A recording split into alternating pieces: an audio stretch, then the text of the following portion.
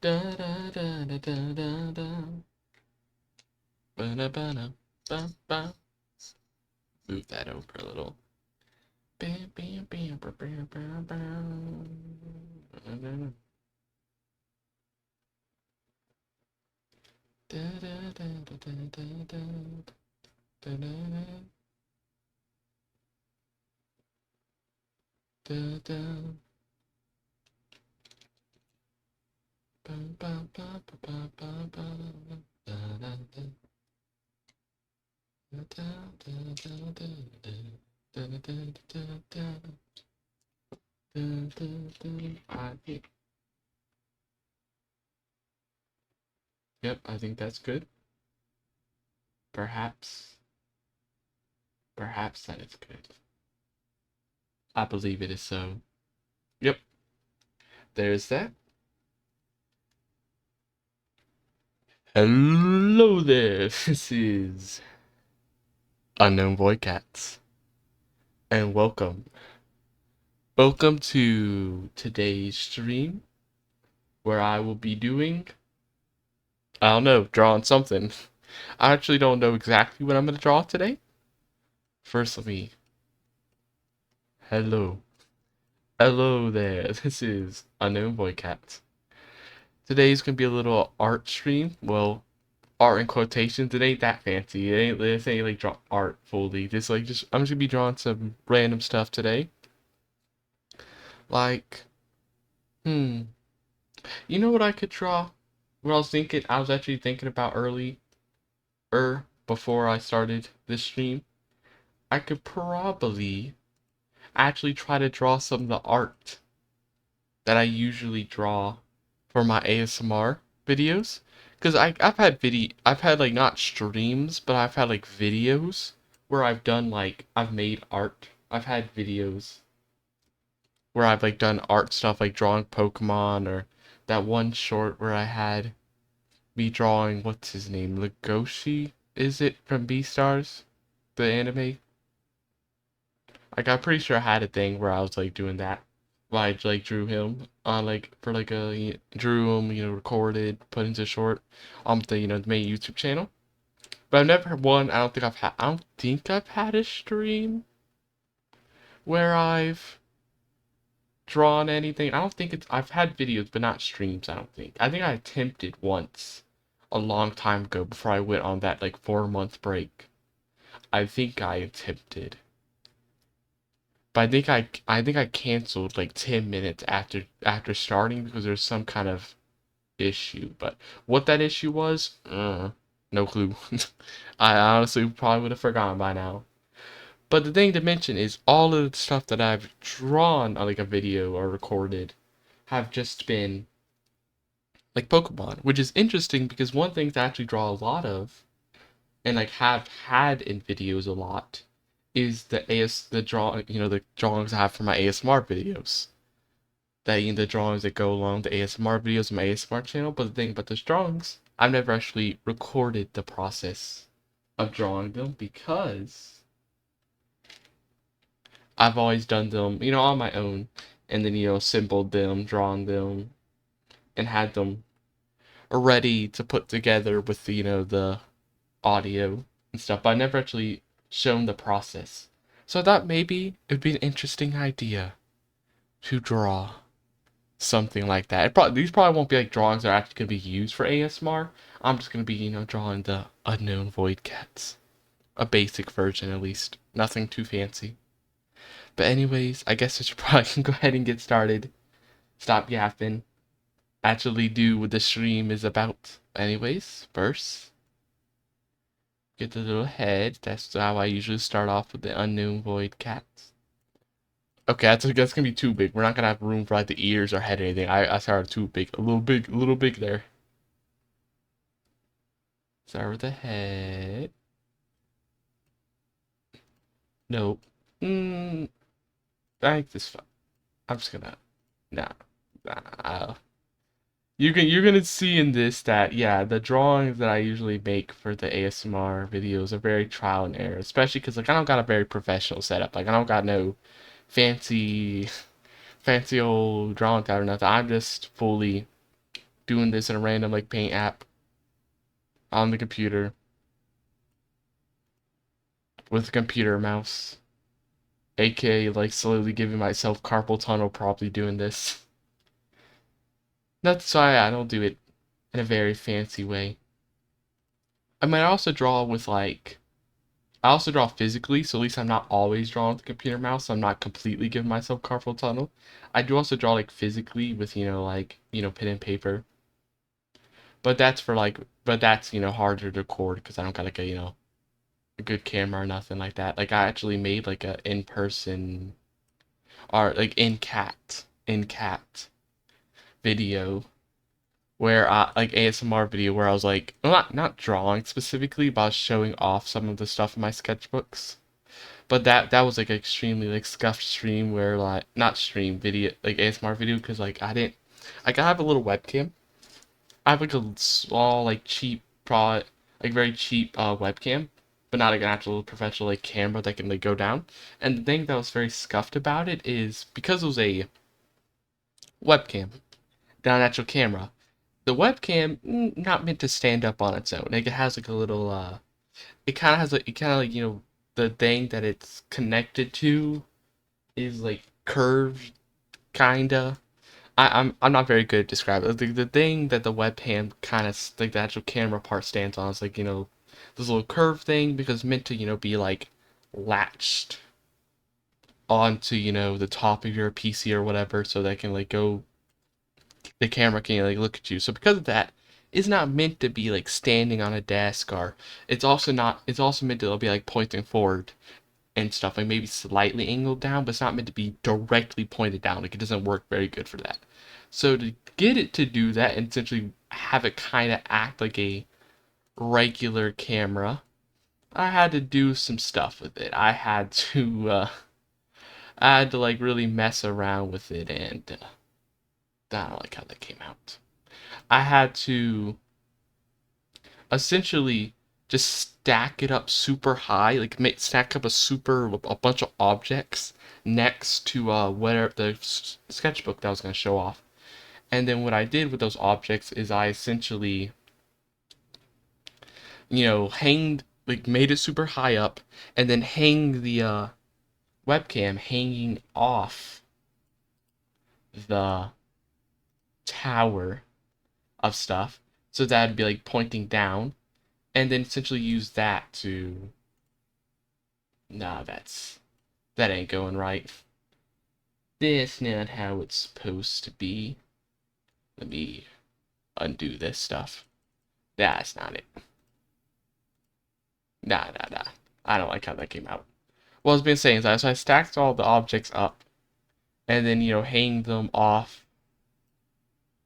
the little tower, hang the webcam off the tower objects pointed down. But because of this, and the other issue is also the fact that since it's like a webcam, it's also not really meant to be like recording like a big wide footage that would like fit with like a video thing. It's meant to be like this more like smaller thing, so that it didn't properly fit a video. So like the video like there was a lot of like black space around the what was being recorded because it wasn't like properly made for this.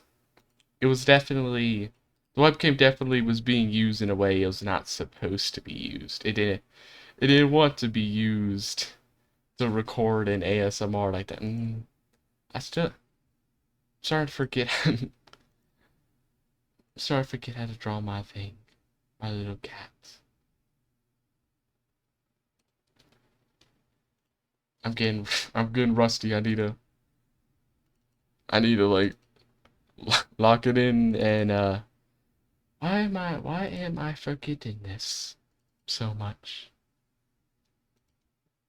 Let me like I know it's boop boop.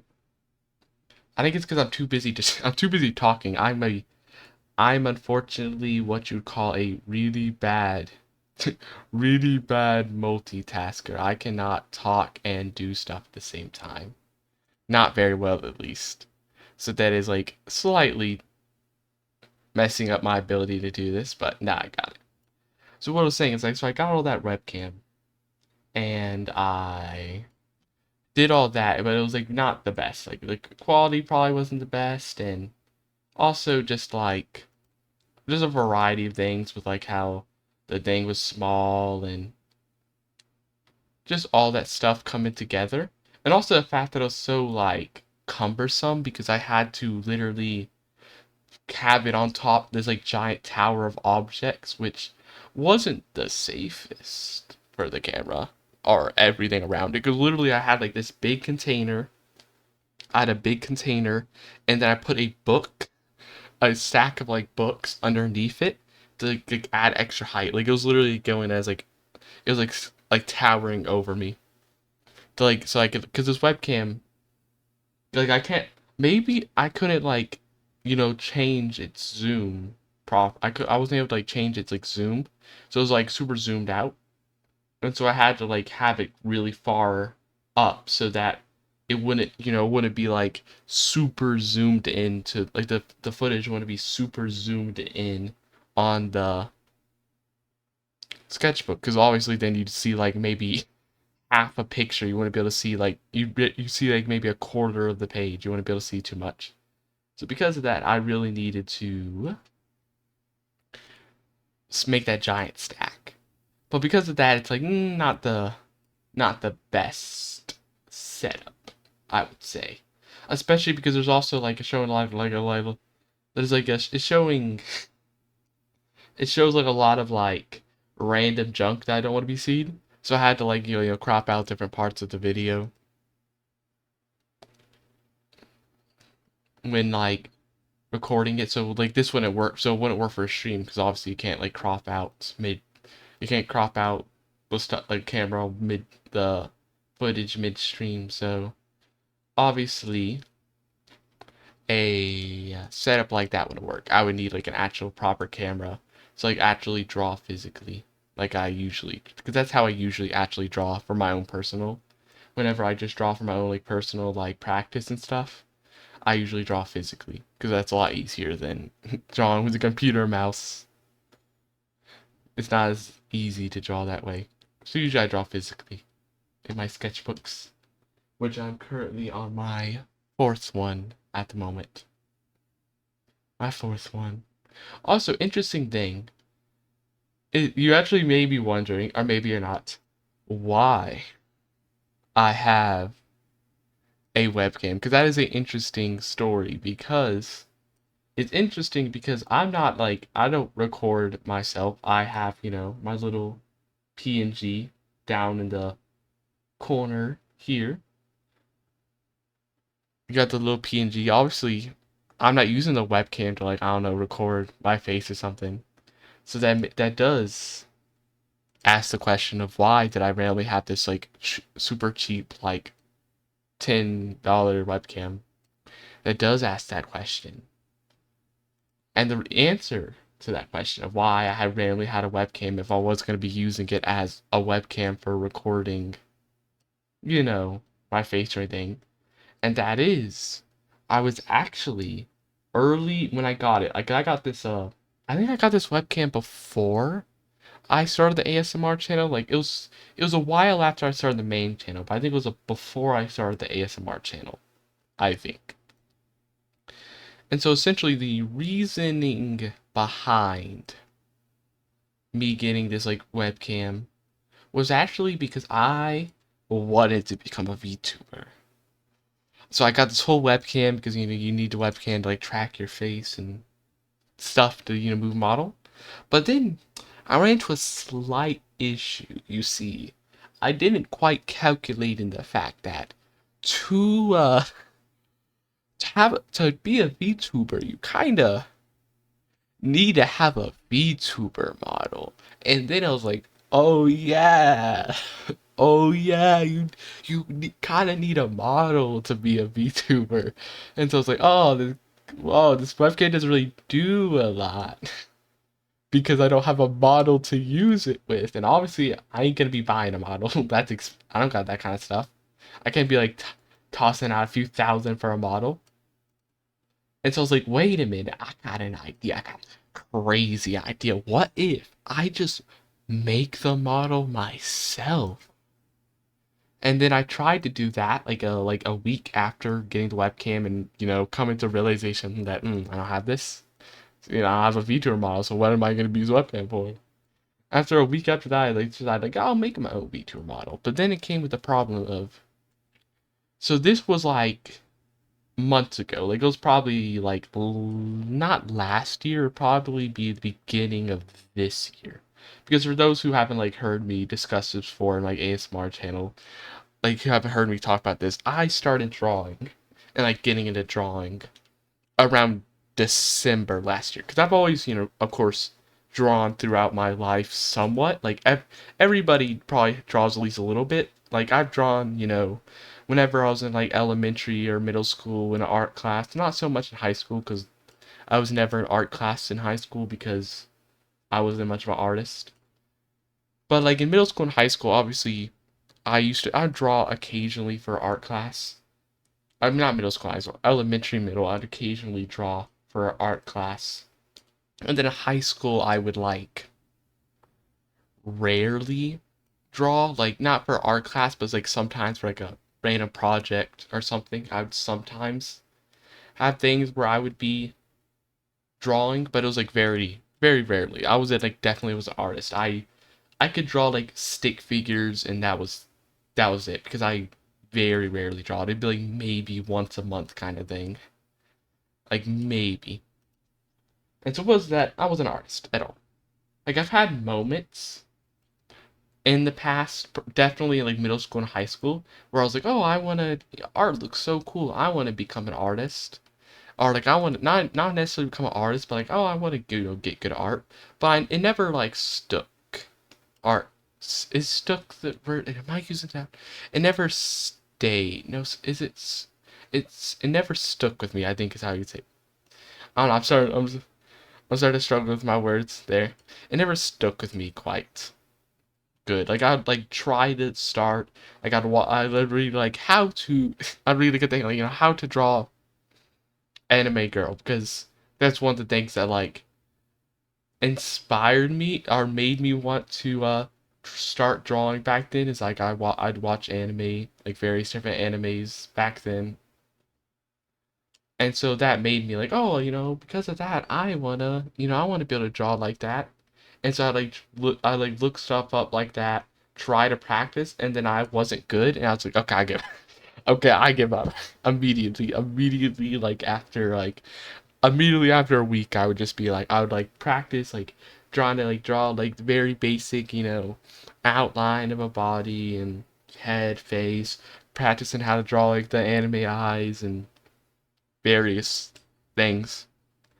But I was never able to get into art back then because I was too bad at it. I mean, I'm not good at it now, but I was both too bad at it and too unwilling to accept bad art. I was too unwilling to be like, okay, the first 1 million art pieces are gonna be pretty bad, but we gotta get through the bad to get to the good. I was too unwilling to do that. I'd like, go through a week, draw a few stuff, and be like, man, I'm not improving in this 1 week's worth of time. I'm out. And I'd go back to not drawing. I'd just go back down and watch anime and play games. And that was like, so that was like middle school, high school ish time. So that's like growing up, I was never much of a artist person. But so and that became worse after I, left high school, graduated, everything. Because then, I no longer had like random little cute little high school projects where they're like, oh, draw a little poster thing. I no longer had any stuff like that. So like I was completely not doing art. Like maybe once every few months I would like maybe do like a little doodle in my like just draw like a little doodle somewhere because like I don't know. I just felt like it, but I essentially never actually draw anything or spend any time past like I don't know 10 minutes on a random doodle every few months. I would never really draw too much, especially after I left high school. And so because of that, I was even less so of an artist. But around like last year, at the end of last year, December time, I all of a sudden I got this very strong desire to become an artist, and like this time commit to becoming an artist. And like, actually in since December, essentially, I guess before I explain the other stuff, I should, I guess, first explain what's led to me wanting to become an artist then in December last year. Yeah, last year. What actually led me to become an artist is interesting. It actually has to do a lot with like not streaming, YouTube, all the kind of stuff. Where essentially, before I before December, before I tried doing more art, I started YouTube back in September. How does the wait? It's August. It's August, September, October. Wait. April, May, June, July, August, September. No, it's August, September, October. It was in September. Yes, it was in September, I think, that I first started the channel. My YouTube channel, like the main one, the Unknown Void Cats, where I was like making just random gaming videos of me, like playing FTL, which I still need to actually go back to. I only ever beat that game once. I beat it once on like normal difficulty with the basic ship, but I never beat any of the other ships. Like I never got very far. So I do need to eventually go back to that game one day. But essentially, to go back to the discussion about how this can start is essentially I started the channel, and after a few months of making videos, fast forward to around-ish December, well, maybe not December, probably more November, I started getting the idea of, oh, I want to do art. I want to get good at art because, one, I've always had at least a slight interest in art. That's why previously in like middle school and high school, I've tried to get good at it, tried to attempt, learning how to do art, but then, I would always eventually give up after a little bit because it'd be like, oh, it's too hard. So I'd eventually give up. But this time, I was like, I don't want to give up this time. This time, I really want to commit. And that the reason why is because I had a extra level of inspiration where instead of just being like, I want to do good art because I want to, draw good like those animes and random pictures I see online. I want to be able to draw good like that. Instead, I one, still want to do that, but I also had like a secondary reason of like, I think it would be really cool if I could like make arts for my channel. Like if I could do art, like simply like I would see like really cool drawn thumbnails of like various different thumbnails. And I thought like it'd be really cool if I could draw my own little things for my channel. And this was like some time before I started the ASMR channel. So before I started like also doing art for the videos themselves, this was just like back then I was like, oh, it'd be really cool if I could like make cool art for my thumbnails. Plus it'd just be cool to make art itself just because I think it'd be cool. And so I was thinking about that November around, I think, if I'm remembering correctly, it gets fuzzy. The ones you get past like a few months, the memories like get a little fuzzier, but yeah, I'm pretty sure I was like thinking more about it in November. But I didn't really start to do it too much. I think I would make like very crude sketches, like very crude sketches that I would put on my thumbnails. Like if you look really far back, like super far back on my YouTube channel, you could see that some of my thumbnails used to have like little pictures of cats drawn onto them that had like something to do with the other video. Like for example, I remember one of the videos, like for some of the FTL videos, I had like a little, it'd be a screenshot from the game, like some kind of screenshot, probably usually of like the game's title screen, or maybe just from like a battle that I lost in FTL, and then I'd have like a drawing, like a basic drawing of the one of the ships, like the rebel ship in the game, and then I'd have like a little very basic drawing of like the Unknown Void Cat, like one of the first prototypes of the Unknown Void Cats, sitting on top of the ship. I say sitting in quotation marks because I didn't really know how to like do different poses. So in reality, it was just like a cat standing on all fours, and then I just put it on top of the ship. It didn't really like look like I was sitting on it. It was just kind of standing on top of the ship. And so that essentially I started doing that for I started doing that for like video thumbnails for a bit. Like I did that. Then I started also doing it for another game. Like when I was playing Brotato, I would have like a little thing where I'd draw the unknown void cat, the very primitive version, the very old prototype version. I'd have it, and I would draw whatever like the potato I was playing for that video. Like if I was playing the doctor or surgeon, whatever his whichever the name of that character is. I think it's Doctor Surgeon, Doctor or is it Surgeon, whatever. And I'd have them like sitting on the unknown void cat, like they're kind of taking having a little ride. I remember making those for my channel. I remember doing that. And so that's where it kind of started. It might have been in December that I started doing. I'm not sure. I'd have to check honestly. It was either December or November that I started doing those thumbnails, and I did it for a little bit, but then I eventually stopped because they just didn't really. Unfortunately, I just kind of it doesn't sound very good, but I kind of gave up hope at a certain point because they just didn't get views. In fact, sometimes they would get the videos with the thumbnails would get less views than the videos without like the little custom thumbnails. So I kind of got like afraid that maybe the thumbnails are maybe my little drawings are taken away from the thumbnails and making people want to click on it less because maybe they think it's too childish to have like the cat. And so I stopped doing that. Which looking back on it now probably wasn't the case. People probably just didn't click on the videos because they didn't know who I was, and they didn't click, and that people don't click on most of the videos. The fact that the videos without the cat on the thumbnail did better than the videos that did have the cat on the thumbnail was honestly probably just luck. It probably wasn't anything due to specifically.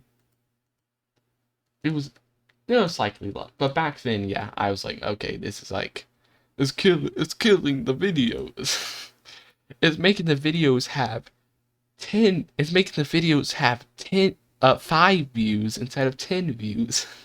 So I was like, okay, I gotta stop this. And so I did, sadly.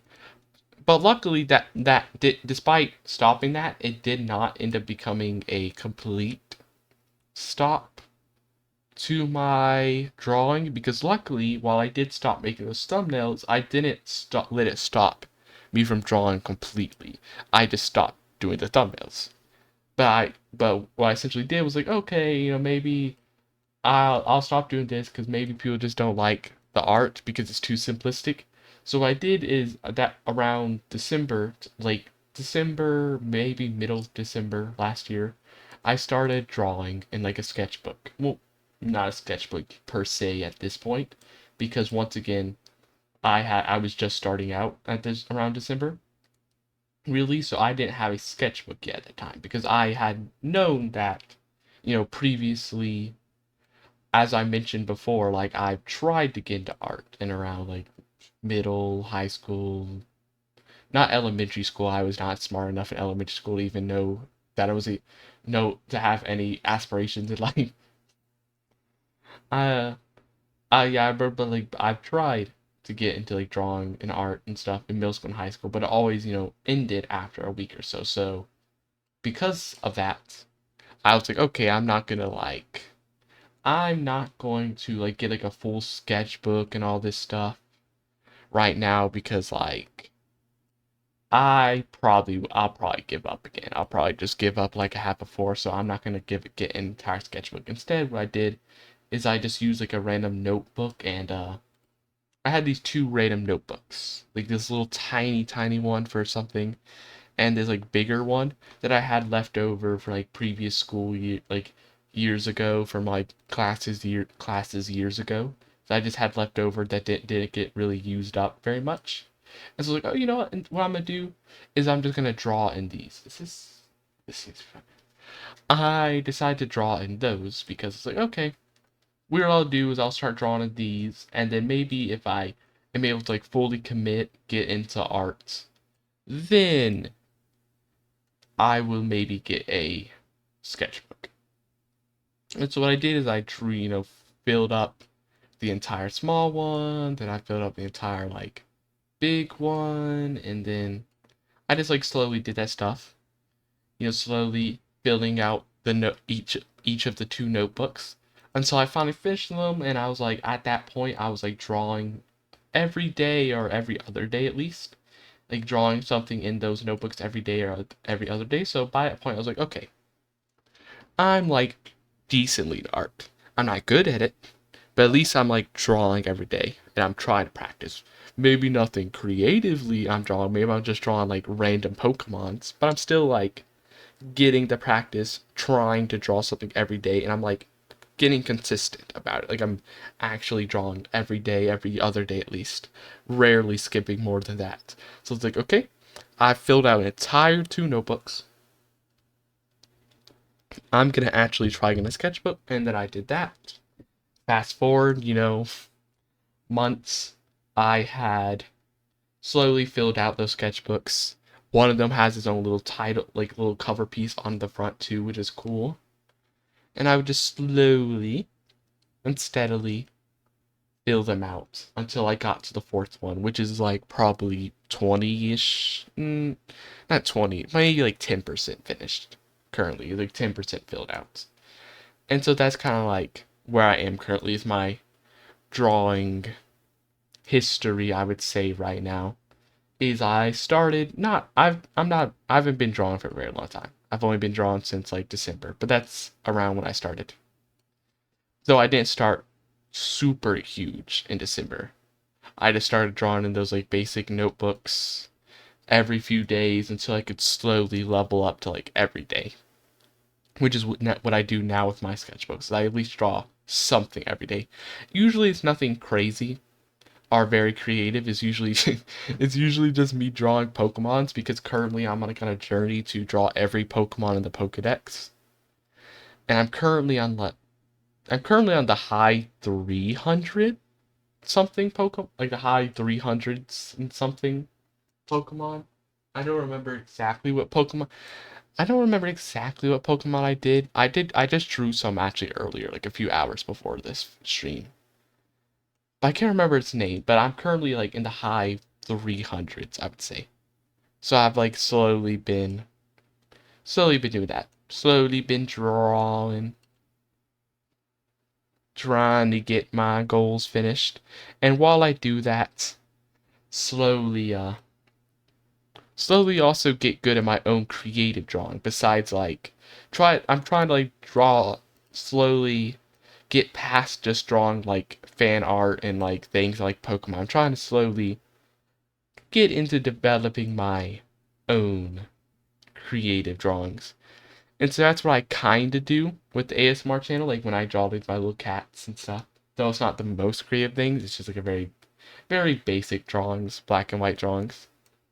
But what I also do is I try to like experiment with drawing things in my sketchbooks. Like I'm trying to like learn how to draw people, like draw people like an anime style, like anime girls, kind of stuff like that. I'm slowly trying. Like you can actually maybe see some of them if I post some of my attempts on my X or Blue Sky, which are both Unknown Void Cat. So if you'd like to see those pictures, I do sometimes submit pictures of my drawings on those accounts. Like recently I uploaded a animation I made. The animation that's also present in my latest ASMR video, which was essentially like a very, very basic animation of essentially it was essentially actually an unknown void cat, like little cute unknown void cat. Me, the unknown void cat. Just with the tail going back and forth. Just going whoosh, whoosh, whoosh, whoosh, whoosh, whoosh. And also the eyes occasionally blinking and like shutting closed and then opening back up. A very basic animation that I was slowly working on. Is this too slanted? Yeah, I think that's too slanted actually. This shouldn't be that.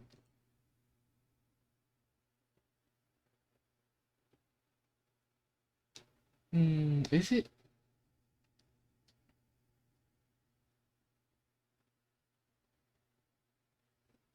Yeah, it looks very strange. Yeah, I'm actually gonna undo all that. Repeat. Too slanted. But going back to what I was saying, I would sometimes post little things on those accounts. Like at that little animation I made. And also going back to the people I was talking about, I also posted a little animation of me. Animation of a cat, and I also posted some of the people I draw like a little person with no face because I'm still not very good at drawing people's faces. There's like a person drawing like a coat, and I think also a person wearing like a crop top, I think is the name of the clothing. Yeah, I think so. Crop top and like some shorts that I like, or not shorts, jeans actually. Shorts were with the other drawing I mentioned with the coats. Like I had like I posted little drawings of those as well, alongside like the 50 different Pokemon random Pokemon drawings that I also sometimes post. But getting back to the beginning, when this whole conversation was even starting with the when I was mentioning like, oh, I'll just draw my own VTuber. If I can't get one, I'll just make my if I don't have a VTuber, I'll just make my own. Yeah, the problem with that is I was no good at drawing. So obviously there was a little bit of a a little bit of a problem with both. I needed to get good at drawing, which is what I tried to do, which is why I've been one of the reasons why I've been trying to get better at art. So that maybe that's like one of my big like huge goals, like one of my big goals I have right now. Like the long off goal is to one day get good enough at art that I can make like my own little VTuber model. Though the other problem with that plan is that I do need to make the model, like the art for it. But even if I get that far, I'm also going to need to learn how to rig the model because I want to do that myself because it's kind of expensive to get somebody to do it for you. So I was like, I'll just do it myself. But yeah, I have zero clue how to do that. To be honest, zero clue. Like I actually attempted to make a VTuber model before. I made like probably a few months ago. I tried to make a VTuber model using Unknown Void Cat. It didn't look quite like this because I was months ago when I was a lot worse than I am now. I mean, I haven't improved a lot, but but I definitely was worse than now. Like I didn't like have like the fur or anything. I definitely did all the various little details that I have now. But tried having like a very simplified version of this. And what I tried doing is I tried like making that and then tried like watching a video like how to, use how to, rig VTuber models on like Live 2D. And I tried to learn how to do that. And oh, there was just it was like a lot of stuff, a lot of words. A lot of words and a lot of like things. I'm like, I have zero clue what I have zero clue what this person is saying. Like, they're throwing out a lot of words. I have no clue what's going on. And so yeah, I was definitely I was not able to follow very well at all. And I was not able to succeed in getting that done. Though I will say it probably doesn't help that any video I saw didn't perfect was doesn't perfectly fit my situation where most of the videos I see all were kind of like helping somebody, rig the model for like a learn how to rig the model for like a more human model because that's what you do. Obviously, most VTubers are like anime girl. So obviously that wouldn't really apply perfectly for me, making a cat VTuber. So that also probably added a little extra layer of difficulty where I was like, I've no idea how to take this knowledge I'm learning from this video and then apply it to like the thing I'm doing. It's a little confusing. And so like I like, okay, I quit.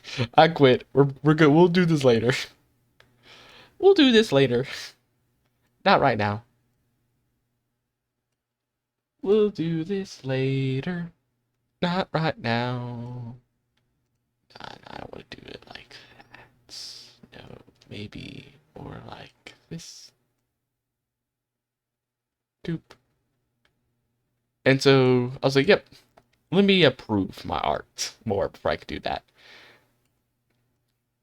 And that's what I've been doing for months. And I wouldn't say I'm anywhere close, to be honest. I don't think I've improved very much as an artist yet.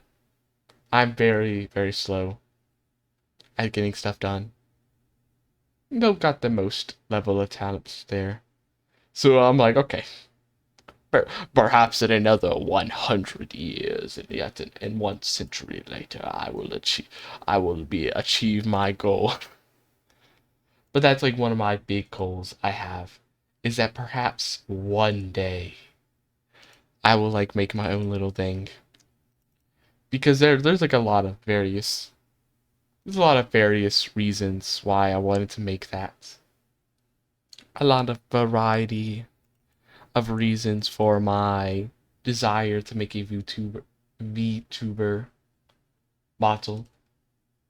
Like for example, I really want to do it because one, I watch VTubers sometimes. And I'm not like a huge VTuber watcher. I'm not like a specific fan of any specific YouTuber, like to a very strong degree. I'm mostly like I'll watch clips of VTubers sometime. But I think it's like really cool. I think it's very interesting as like it's very interesting. And so I thought like, oh, it'd be cool. One, it'd be cool to make my VTuber, make it VTuber Waddle.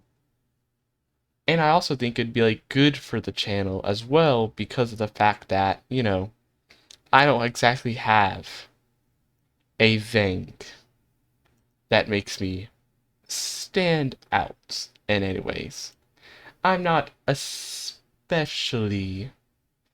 interesting, nor am I especially the funniest and best at making jokes.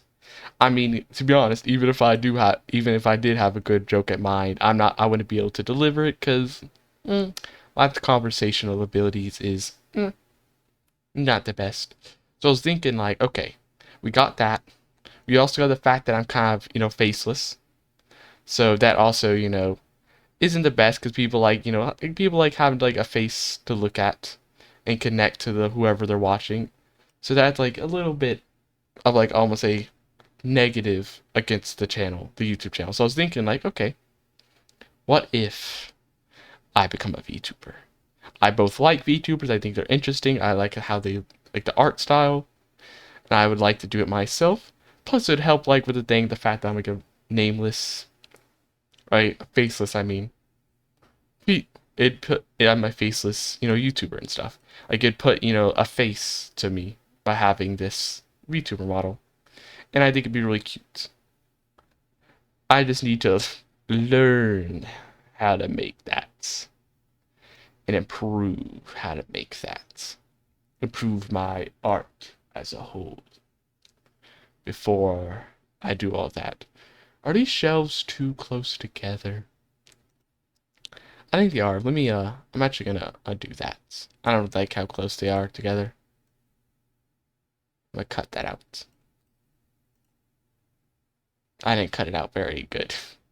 There's like little things inside. I should have just used undo. Okay. Okay, I'm not getting rid of them very well. Maybe just actually erase them then stop trying to do it any other way. Doop, doop, doop. And nope. messed up. Eraser is too big there. Okay, good. Now, bookshelf. That's too big though. So yeah, I was thinking one day I'll become the greatest VTuber. I will be the biggest VTuber anyone has ever heard of. We just gotta hope that it doesn't happen like 50 years. We just gotta hope that it doesn't take so long that it's like 50 years in the future, the whole world's like falling apart by climate change or something. Hopefully we beat it by then. Hopefully we beat like, I don't know, nuclear war, climate change or something. Just wrecking the world. Hopefully that doesn't happen before I like attain enough skill to make that. The world needs to like make the world needs to make sure it chill. Nothing crazy happens. The aliens better not be invading before I get this VTuber model done. Okay.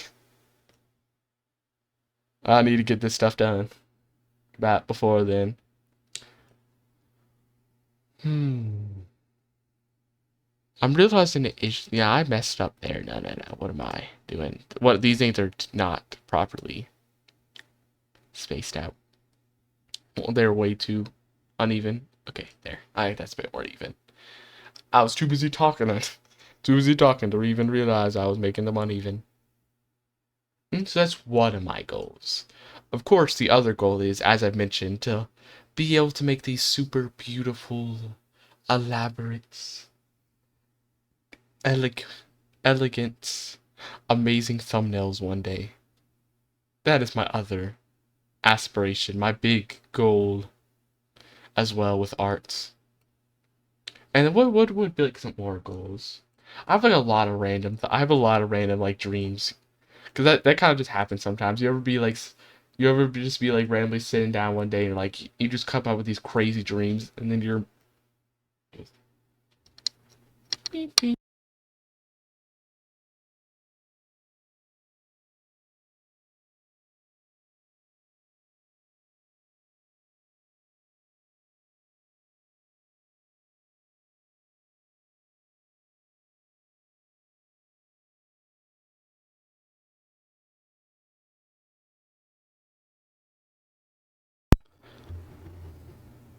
Sorry about that.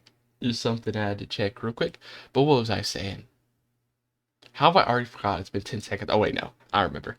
What was the other? You ever have like moments where you're just like sitting down one day in bed or something, about to go to sleep, or maybe you're in the shower and you're all of a sudden like crazy ideas. You're like, I have huge aspirations, huge goals, and then you like, come up with these crazy dreams and ideas and thoughts like, I'm gonna do this and that, and I'm gonna be super famous after I do this, and then you crash down to reality, and they're like, wait, but don't you gotta have like skill to do that? And they're like, oh wait, never mind, go back to reality a little bit. Like I was thinking about making these really cool art pieces.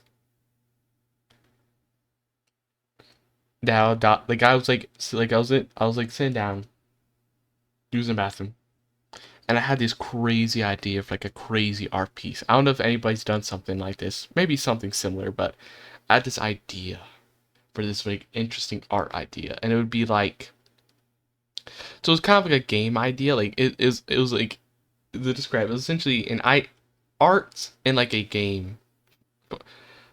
I'm trying to describe this. It was like I was thinking of the art, but like the art was also like I was also thinking of a game idea.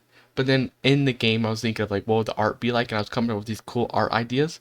Or I was thinking of like imagine like a post-apocalyptic world, or not post-apocalyptic, like a more like dystopian kind of sci-fi world where it's like the world has been taken over by like this AI. And in this world, like the world is, sci-fi as like AI, but also like one of the big things about that will be about this world is this world has like developed advanced like technology when it comes to like genetic engineering and stuff. And so like the idea behind like the arts, these like art ideas that I came up with was like, it was like it'd be this dystopian world or it'd be like this dystopian world, and there would be like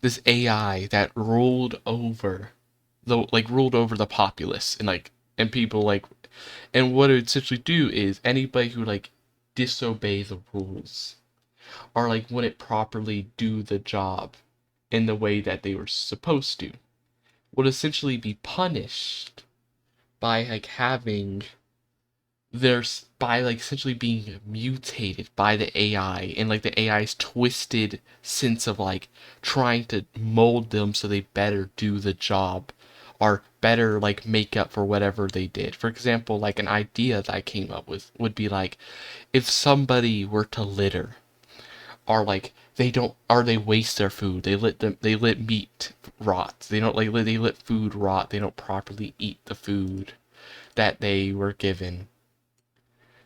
If they don't properly do that, then what would happen is the AI would, as punishment, would take them and it would mutate them into a role, into this being that would now forever clean up messes and stuff.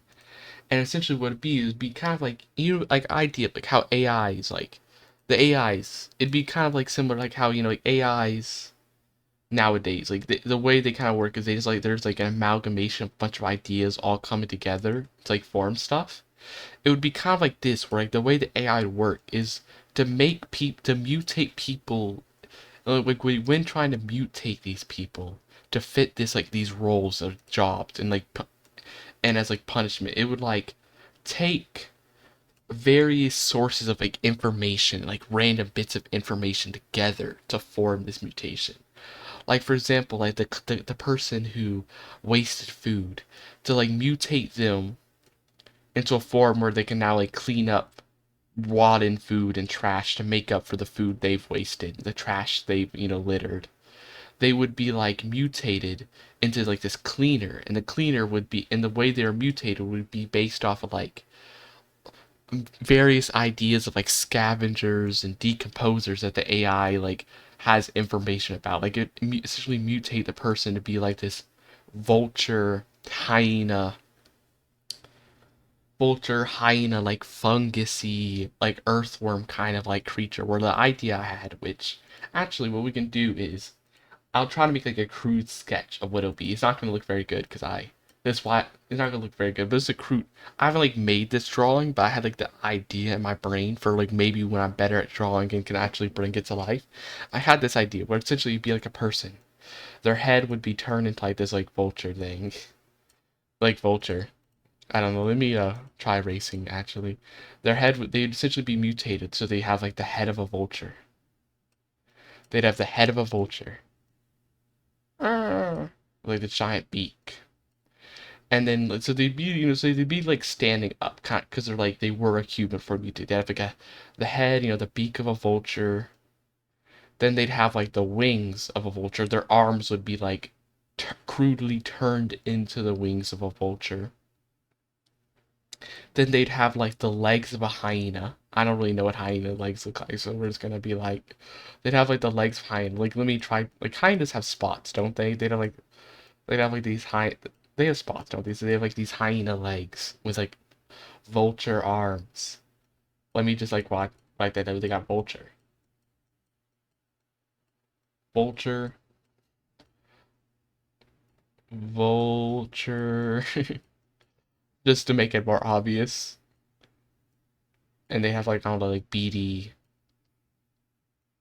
eyes of a vulture. Actually, I shouldn't be have that because don't they have a bald head? And they have hyena legs. Hyena. That's how you spell it. Hyena. They'd have this stuff. Vulture. Vulture. They have the vulture head and things. They have like, like because scavenger, you got the vulture head, wings, hyena legs because like hyena's a scavenger, and then also the big thing would be one. It also would have like fungus growing on it. I don't know exactly how it would be done. This was like the part I had the least plan. Like I knew I'd want the drawing to have like this, where like it had like the vulture head and stuff and hyena legs. The fungus, I wanted to incorporate fungus into drawing. I don't really know how, but probably have like I don't know fungus growing on it somehow in some way. It'd either have like fungus growing on it, or maybe it'd have like fungus growing on it. Let me try to draw like a better mushroom. Like it'd either have like fungus growing on it, or its skin would be kind of have like fungus texture in some places, is what I was thinking.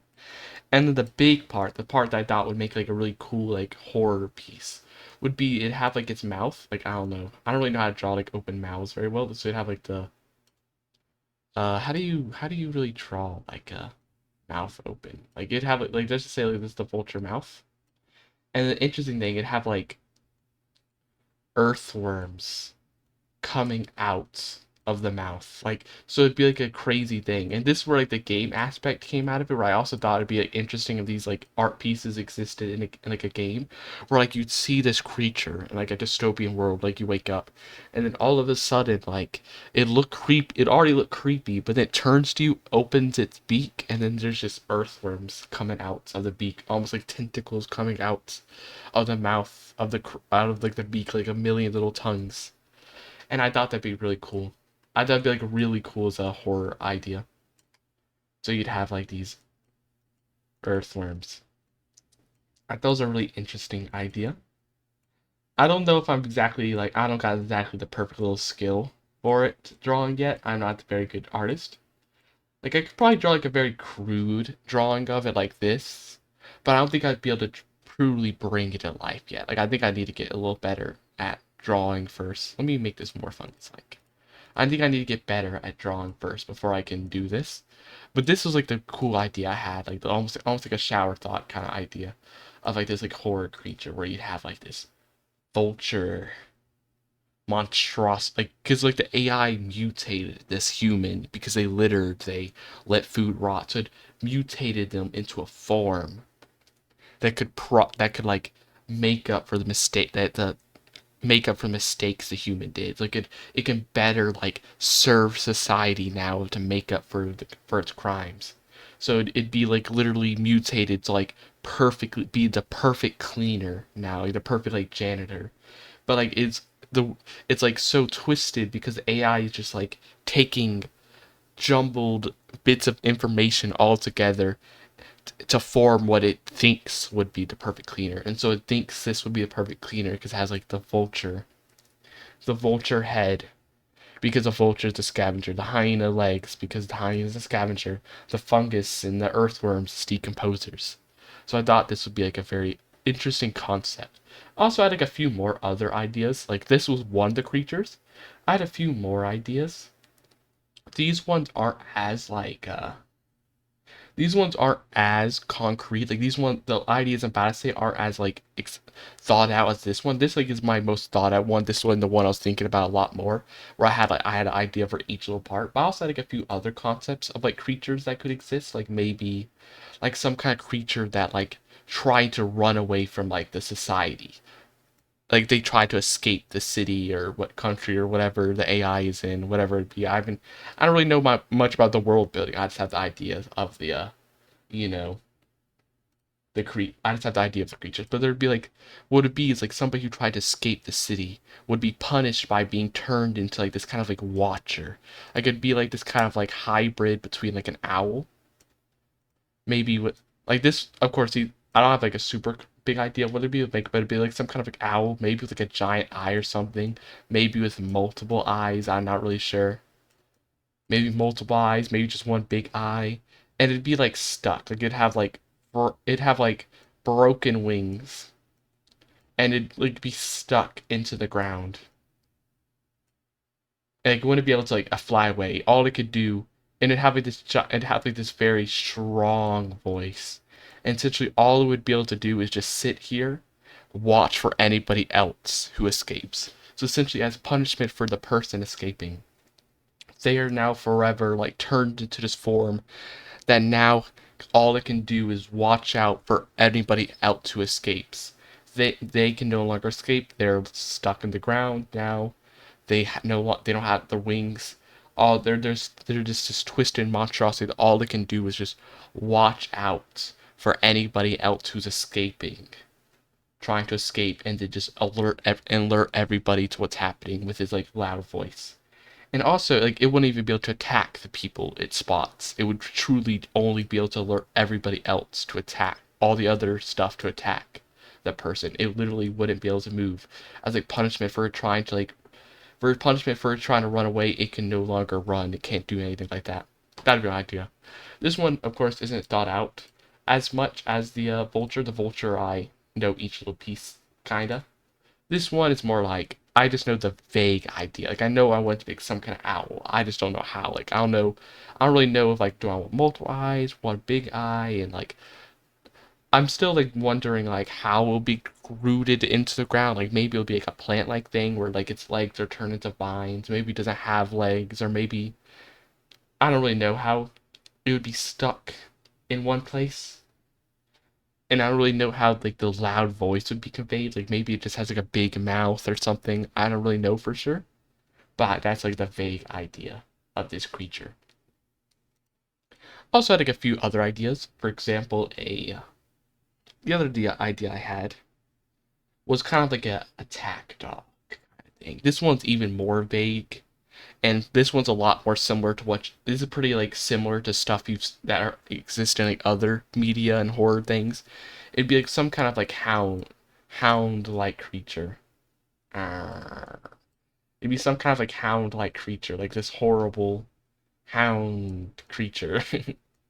That is a look very much like a wolf branding. It'd be like some kind of like hound like creature that essentially its whole purpose is to attack anybody who interacts with the mutated creatures. Because essentially the purpose would be that society did for at least some time exist with these mutated creatures. It's not like the AI just went rogue and then just started mutating everybody.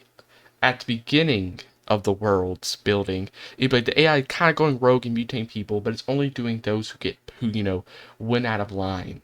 People who, like they littered. And so it like punished them so that they can now do a job. They can now clean stuff. They can contribute to society. So people still lived normal-ish lives, and still kind of let that happen.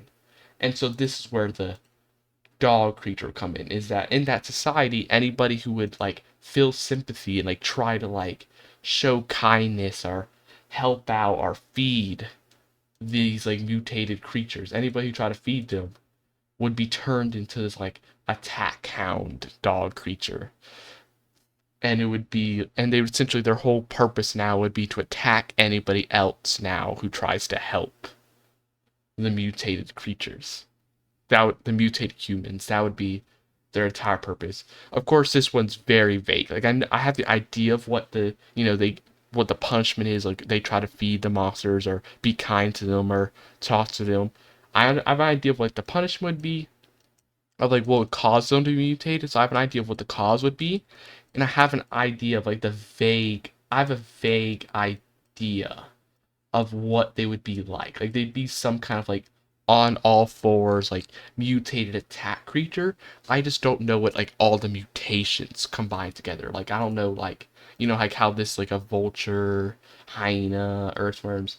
I don't really know what this is gonna be like exactly. Not completely sure. It's gonna obviously have like some kind of wolf or something, but I don't want to just be like a wolf because then that'd be too similar to like other things we've seen. Like so many medias have like horribly mutate, like a genetically engineered like attack dog or something. It wouldn't be something like that. It need to be like some horrific mutation of multiple animals in a way. I just don't know what animals. I don't have like a as clear of an idea. But this is a very vague idea for this one. And then the other idea that's a little less vague than the attack animal, but still kind of vague, is I was thinking of like idea, like like how I mentioned that the society there was a society that still lived even with all these mutations. There was still a society. They lived with the AI. They tolerated the AI. People who don't do their jobs or do like a crime under the AI's rules get mutated as animals, but everybody else still lives their lives. But essentially, the idea of the story would essentially be that eventually society starts. Essentially, what happened is society gets fed up with the AI. Eventually, society gets fed up with the AI. It tries to do an uprising to stop uprising. It tries to do an uprising, this big rebel, like the big revolution. They try to rebel against the AI. And so the AI, as punishment, what it does is now instead of just selectively mutating people, like it would selectively grab people who, do crimes and don't do their jobs, and then selectively alter them into this like form that's meant to like be specific to whatever crime they did, like specifically only those people who did the crimes or didn't do their jobs, they'd be mutated to a specific role. The AI did is, as punishment for rebelling, it made this new organism that would be like the plague carrier. It'd be like some kind of carrier. And what it would essentially be is it would be like this rat. It'd be like this mixture of like a rat. I don't really know how to draw a rat, to be honest. It'd be like this like rat creature. It'd be like this rat. It'd be like a mixture of like a rat. Well, I don't know why I gave it like teeth like that, but it'd be like it's kind of like rats. And then it would also have like mosquito wings. I don't really know how to draw mosquito wings either. And have like a pair of like mosquito wings. So yeah, rat. It'd be like a rat with mosquito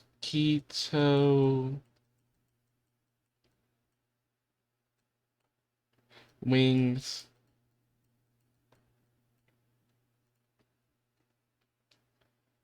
Mosquito wings, and maybe like some other stuff. Like I was thinking maybe we can like add like a, instead of just all animals, we can add maybe even like a plant like element. Like for example, like maybe it has like either spores or maybe like some kind of like poison ivy. Like I don't think this is how poison ivy looks, but we're just gonna say that's poison ivy. Poison ivy. And essentially its whole purpose would be to attack the humans that rebel, which would essentially be all of humanity now, because all of humanity will be implicated in it because because enough people have done it, the AI is mad. It would essentially start attacking humanity. Actually, let me before I finish the story, let me there.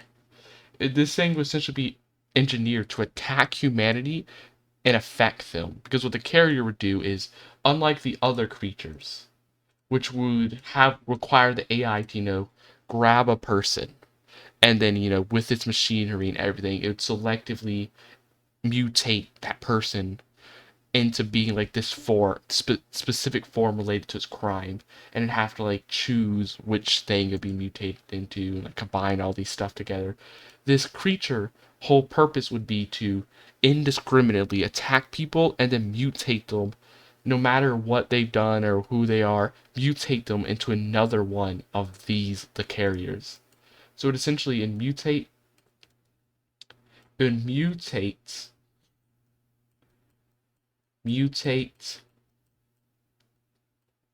into and mutate humans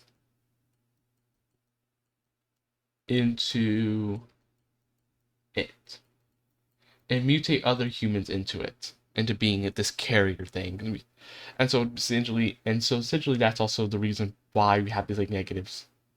And so also the idea that another idea that came up with the reason why we have these specific parts like a rat mosquito. Obviously the rat and mosquito are because affections that often like icons of affection, so those are here. But the reason why I chose like poison ivy specifically as well is because the idea I thought of that would be interesting for this character,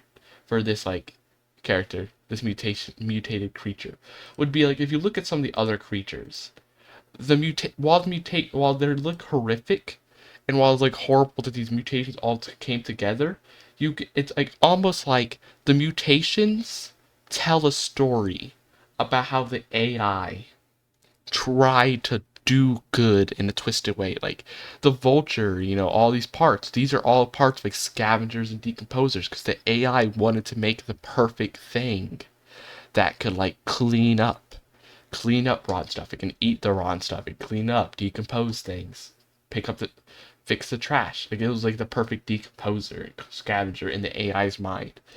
And then like the owl thing has like big eyes to help watch. It has like a loud voice to help communicate. Like these are like while all together they're kind of evil, they are individually kind of good characteristics. Or like even the hound thing, like wolves and stuff, which became like dogs and things were domesticated. It's like help people. These are all things that have helped humanity things. They made like the bird thing, like birds have also been domesticated and like help humanity. Scavengers, while haven't been like aren't really domesticated by humanity, scavengers still help humanity by cleaning up the environments. They help all the creatures around them. But the thing about this creature is this would truly symbolize the AI's hostility. It would truly symbolize that the AI has given up on just making these good stuff. It's given up on the pre on like the pretext of like, oh, it's mutating humans to fit a role and do a job well and like make up for whatever bad thing that human did. Now it fully just made something with only negative things in mind. So that's why these parts are chosen, because they're like all of these are connected to like negative. Like they almost have no good connections to humans, like no good purpose. Rats spread disease and eat food and like eat away people's food. Mosquitoes spread disease. Poison ivy poison, so gives horrible rashes if those touch. All of these have like no potentially none of these have like this like potentially surface level like maybe good idea, like good in their individual parts in the way of like this creature, like the hyenas and all this stuff, like clean up stuff. But with these are all parts that are like actively negative towards people, actively negative towards humans, and are made to be bad. And like symbolize that AI is fed up now with the rebellion, fed up with the fact that humans have rebelled against it, and is fully toxic, fully hostile, and just mute and like making like the perfect in its idea, in its mind, like this perfect attack animal, this perfect like hostile element against humans, like, because it's like a literally a combination of like different negative parts that are like famous for being like horribles, which so it also kind of like ties into like the previous, like the whole idea that the AI is just combing through a bunch of information and then crudely like combining them together to make what it thinks is like perfect for the situation, like crudely combining all these scavengers, decomposers, because they think that'd be the perfect cleaner, or crudely combining all these things that are known as like historically negative, because it's like, oh, it thinks that'd be perfect against humans because humans have always talked about how bad rats are, how bad mosquitoes are, how bad poison ivy is. So it took all the information to make this perfect, in its eyes, the perfect mutated creature to hunt down the humans.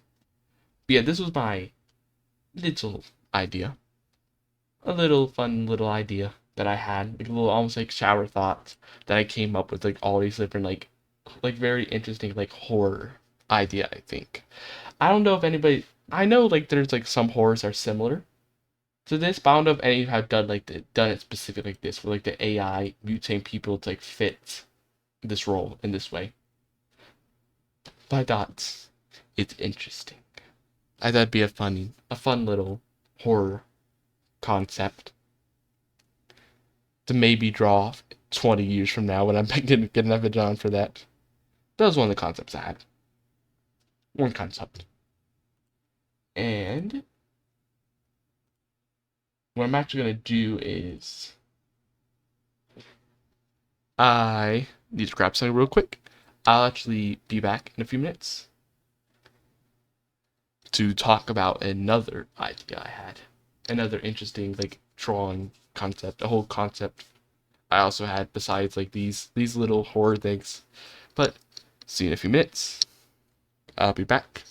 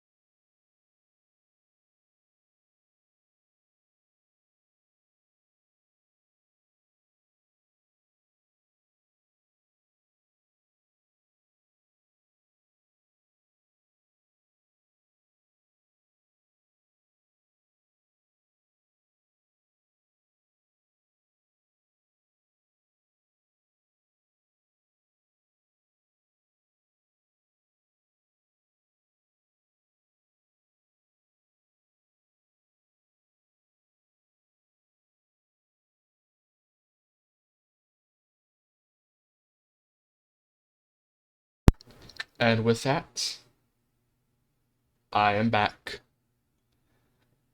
Hello. Hello there. Sorry about that. I just had to grab something real quick, but now I am back. So yeah, I was talking about I gotta like reorient myself with like what I was doing. What was I doing?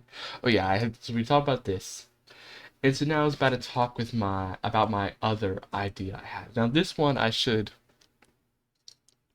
preface. What's the word? Before I talk about this idea, I should like let it be known that this idea is a little different than other ones. Where this one is more of like a drawing idea. This one's more of like a an idea for a game, like a more.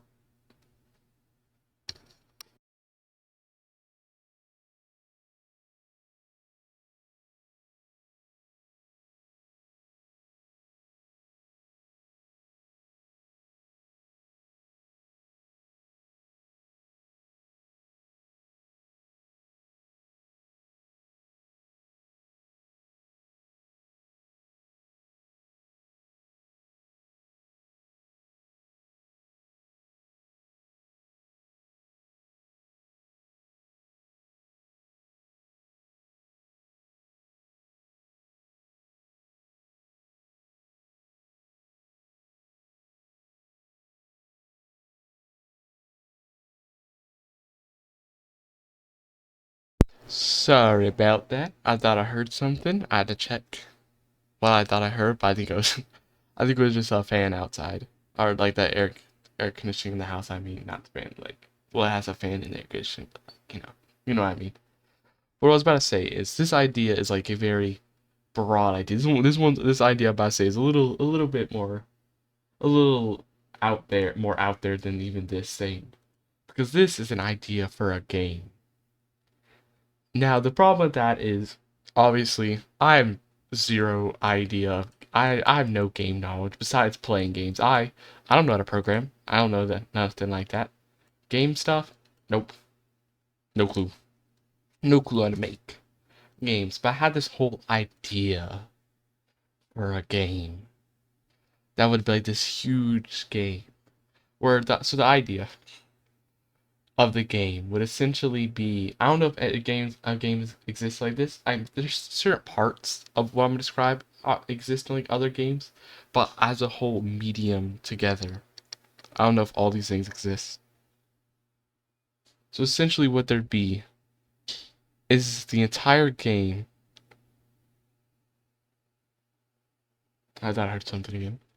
The entire game would be like centered around like your perspective, like the first person perspective, the perspective of the character you're playing. Everything would be strongly based off of that. So what that mean is essentially you know nothing, kinda. Like everything is based off your perspective. So essentially, when you like, if you like essentially to get the basics, I guess I should first explain like what kind of genre the game would be, kind of way. So the game would be played in kind of like a, you'd have like a world, kind of like a it's similar to these other certain kind of games. Like I can't remember the names of these games, but it'd be a game where you have like you have a world, you have your little character who would be walking around. They walk around everywhere. They could like walk around an area, and it'd be like kind of like a turn based. It'd be kind of like a turn based tile, like a tile game where like everything would be like kind of like you'd have like it looked like a very open world, but you'd have quick little tiles, and so whenever like a battle or something would happen, you move your character to a tile, and I don't know, like they would be able to I don't know, like you move the tile behind a wall, like to block, like protect them and stuff. I'm not describing this very well. I probably could describe it better if I just knew the name of the genre, but it's kind of thing where like you have an open world that's kind of built up with tiles. You don't see the tiles, but like you click on different parts of the map and they go to that place. And it's like an open and it was like a turn-based thing. You'd be like turn-based thing when you're in combat, but when you're out of combat, it's not turn-based. Actually, maybe it won't be turn-based. It could not be turn-based. That part I don't know for sure. But it'll be like that. It'll be like in that similar style where like you have a character that you move around the places, and then you have like the array abilities that are like determined by like your range and like cooldown and stuff. It's like range and cooldown and like various things. Like, I don't know, like you can shoot a weapon.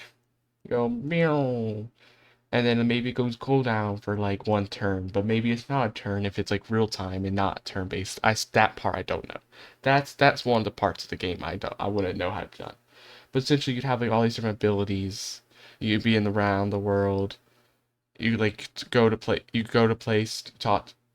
It'd be kind of like it'd really be good if I knew a game similar to like the idea concept of coming against. But you kind of like, you'd have abilities. Some of these abilities, like you'd be like, oh, you talk to somebody, get close to somebody, get close enough to somebody, you talk to them, or get close enough. If you get close enough to somebody, you can, maybe use like a melee attack, and like you can like if you get close enough to a person, you can be like, have your little like club. Not necessarily like you have your little like a club. Then you like go like boom at like a person, hit them if they're like close enough. So like it'd be like an open thing like that. You like move around, and then you like activate abilities based on like conditions and cooldowns and stuff. But the idea, one of the big concepts would be that everything. It's really kind of like an open world thing where you also because examine objects, do ability stuff. There's like a certain it's like a certain kind of genre. I just can't remember the name of it. But the idea would be everything would be based on your character's perspective, like your perspective of your like main character that you are playing. It'd be like very first person to a point where like so there'd also be like stats and stuff. Like it'd be kind of like RPG open and maybe RPG is not the right word. I mean RPG would RPG be the right word? Maybe. I forget the genres of some game. I'm not like super good at remembering game genres. But it'd be kind of like a thing where like you can like also you go around talking to people, finding people, doing quests, doing random various different things, a lot of different like things, and everything would be based on your perspective. For example, like if you let's say your person had a stats of like one intelligence, whenever they would examine an object, if with their low intelligence, it was like a very complicated object, like I don't know, like maybe some advanced machinery, some like advanced machinery. The name of the item, you would get it wrong. Like you wouldn't be able to see what the object's properly called because your character's intelligence too low. It would also like scale with how high intelligence. Like if you had like one intelligence, you'd be like I don't know, brick. It's like some gray brick. It's just some like gray brick. I don't know what this is. It's just some I don't know, like some like square or something. I don't know. It's like some gray brick metal thing. I don't really know what this thing is. But then if your character was intelligent enough and maybe had a proper mechanical knowledge, then they could be like, oh, this is, I don't know, a generator. This is a generator. If they have I don't know, high enough intelligence. You got like 10 intelligence. 10, 10 intelligence, and they got like mechanical knowledge as like a skill. Mechanical knowledge as like a skill. And so like some of these things I'm explaining are things that exist in the game. Because a lot of the things I'm gonna mention are things that exist in the game. The thing I'm thinking of is like combining a lot of certain mechanics. So you'd have like the character with like mechanical knowledge. And so the things would be so like your idea of what everything around you would be based solely off of your character's perspective. So like if your character doesn't know what an object is, you won't know what the object is either. Or if like your character is missing an eye, for example, like if your character is missing an eye, you won't be able to see like half the screen. Like half the screen will be, blocked out. Half the screen will be like, you can't see half the screen because one eye missing. They're missing an eye. So half the screen, half the stuff might be missing with that. Because you can't physically see where this is. Because your character's missing eye. You can't see half the surroundings. Or, for example, you, like if you were, let's say, in a building, let's say there's like a building, you're in a building. If you would be in a building, and there's like, I don't know, some bandit outside, some kind of like bandit, some like enemy outside who like wants to get you, you wouldn't be able to tell this person was out here. You would only be able to see what's inside the building with your person. You know, it'd be like a fog of war mechanic. You would only be able to see what's inside a person. You would not be able to tell that this person's here. You couldn't unless you could hear him, unless the person was close enough and doing an action that was loud enough they could hear him. Because that's also one of the mechanics I thought would be interesting in the game. Now, the problem with this game is the fact that I'm about to mention a lot of different mechanics and a lot of random mechanics all combined together in one big thing, which is probably would make this game way too overcomplicated to ever be made. But I thought it'd also be cool, like the game kind of like an audio mechanic. For example, like if a character is far away, you're obviously gonna hear them, but that could change depending on what they're doing. Like if they're doing something quiet, like I don't know, they're sneaking up to assassinate you or like enter your house, you wouldn't be able to hear it because they're too far away for that to make a sound. Or if they're talking, you may only be able to partially hear them because they're too far away.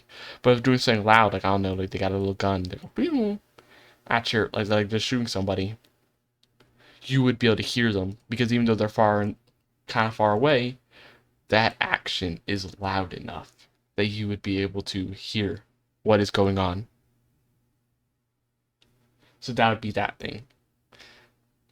And also, the other thing, to go back, so once again, everything is like from your character type. For example, like let's say you're talking to another character that you're, I don't know, gonna want to make like a comrade.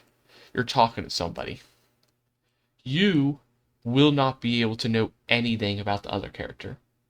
Like, you will know everything about your character. You'll know your character has, like, I don't know, 2 intelligence and 5 strength. Um, even though your character has like 2 intelligence and 5 strength, and your character is like arrogant person. Like they got an arrogant personality, and I don't know if that's how you spell arrogant. I don't think that's how you spell arrogant. I think I spelled that wrong. Oh, if they got like an arrogant personality, and they're like maybe they're sick or something. You'll know everything about your character, but everything else you will not know anything. You will not be able to examine. You'll have no system or anything telling you like what this person's stat are. You won't even know who they are. You won't be able to know their name, anything. Anything about them, their personality, their skills, nothing. Everything you know is only going to be based off of your character and what he is able to understand. Like if he's able to talk to somebody and they say like my name is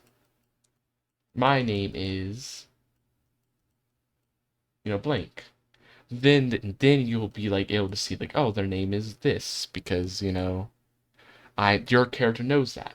But the concept will be the thing that I also like, a big concept I want to have it that would be in the game that would like play into like the everything is from your perspective, is that characters can lie, deceive, or twist around the facts based on their personality and like personality, stats, skills, and like relationship to you.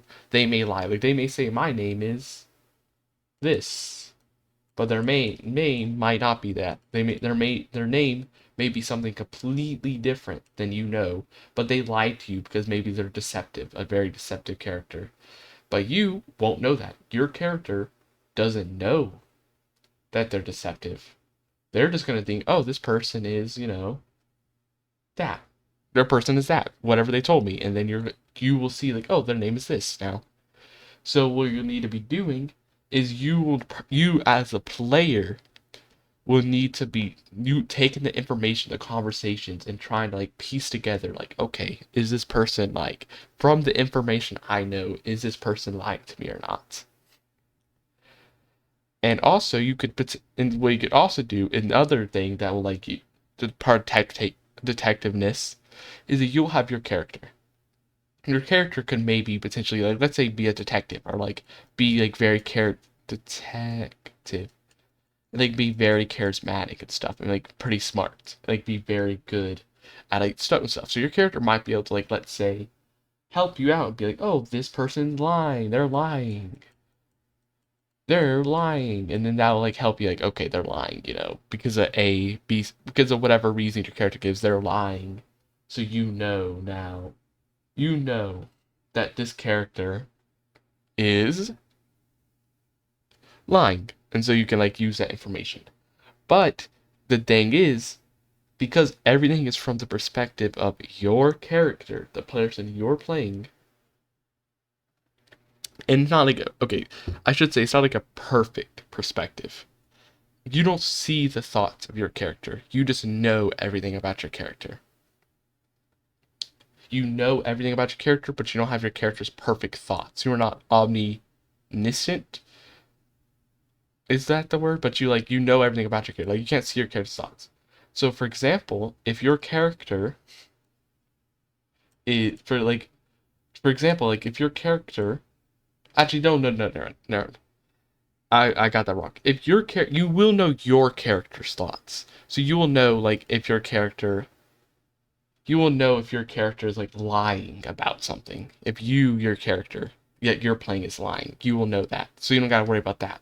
But let's say you have an ally who is a detective. Let's say you are not the detective, but your ally is the detective, and they tell you this person's a liar.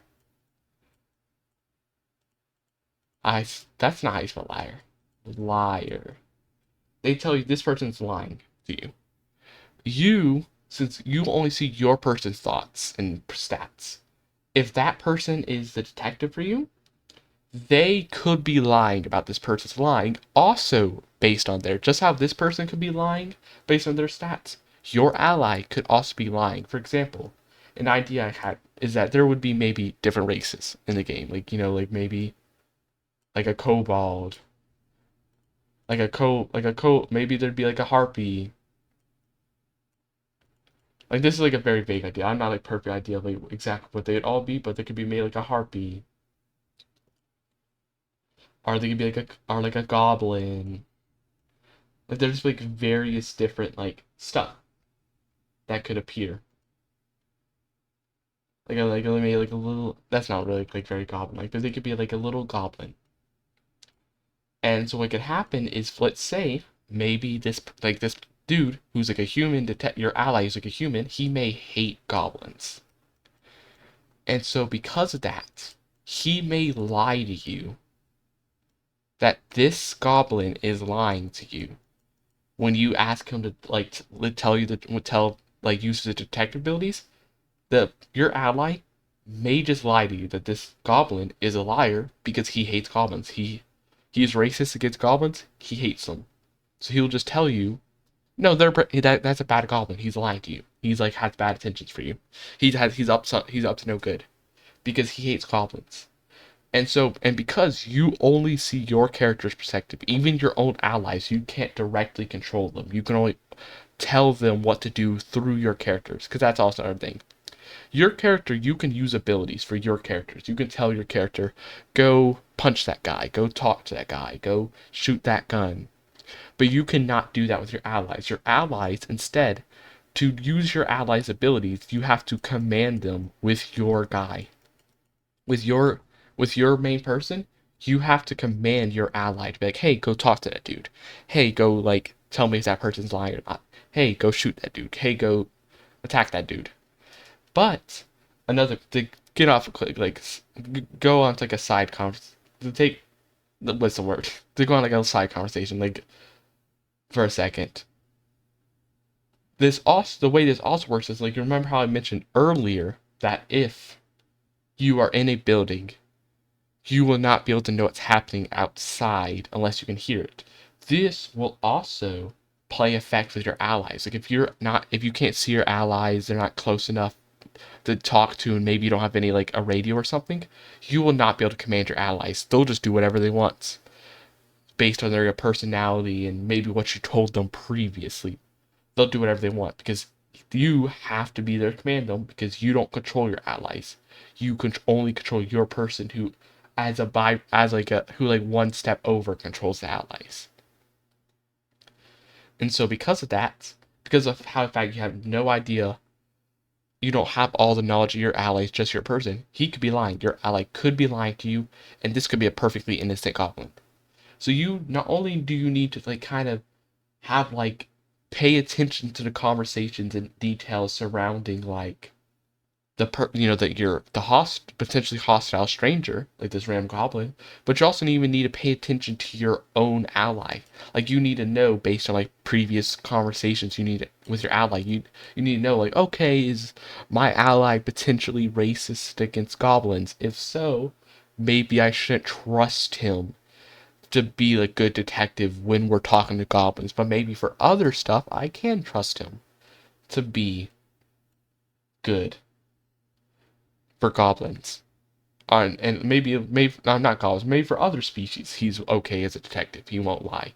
But for like this guy, for goblins, he might be lying because I know from a previous conversation that maybe he is. But if your person is a detective, you want to have to maybe worry about them lying because you know all your character's thoughts. You know what your character is going to say because you control your character. So if you're a detective, you can just use the detective skill. But the other thing that comes into context with the detective skill that also will come into context heavily with ally as well, that also can come into context ally, but it's just easier to show with this guy, is that is that a big part of the game will be like kind of numbers weighing against each other, and like different like tiers of different tiers of things. Like your person can be a very good detective, or they be a very bad detective, basing on stats and experience, and that skill level will be compared against like the other person. Like if the other person is very deceptive, they have a very deceptive personality, they're naturally deceptive, and maybe they're very charismatic, like they have very high charisma. If your experience as a detective and your skill detective, your natural like intelligence or intuition or whatever is lower than like the number total of like than like the deception and charisma of the person you're investigating, your person may be wrong and you won't know it because you only know your person's thoughts. So even if your person's wrong, you won't automatically know that your character's wrong because you will just know that, oh, I believe this. Your character will just be like, oh, I believe that this person's lying or this person's actually telling the truth totally. And you won't know if they're not telling the truth or not telling the truth, but you won't know if maybe they got tricked and think this person's telling the truth but they're actually lying unless you somehow know that this character is more skilled. Like you have to pay attention, like, okay, do I know if my character's really that good as a detective? Because if not, maybe I should be more careful. Because my character may unintentionally be wrong about this and I won't know it. Or like, do I know that this other character is way more skilled than me at deception? Or and even if you are, what you could also have scenarios like, okay, I'm unsure if that character's really skilled and I'm not that unskilled nor am I very super skilled, so I'm like unsure whether or not my character was very good as a detective, like if they succeeded. Like my character's like middle level detective, this person I have no idea about their skills, so I'm unsure perfectly whether or not my detective ability worked. So what you have to do is you have to pay attention to other clues because you are unsure if your detective skill works. You have to, keep one eye open. You have to be like, okay, I'll trust them for now. I'll trust the detective ability for now that, this person isn't lying to me. But I'll make sure to keep an eye out. I'll make sure that, if they do anything that might hint towards them being a deceptive personality, then I'll like be like, okay, what if maybe, well, now that I know this person's deceptive, what if my previous detective role from earlier actually failed because they were deceptive and I didn't know it?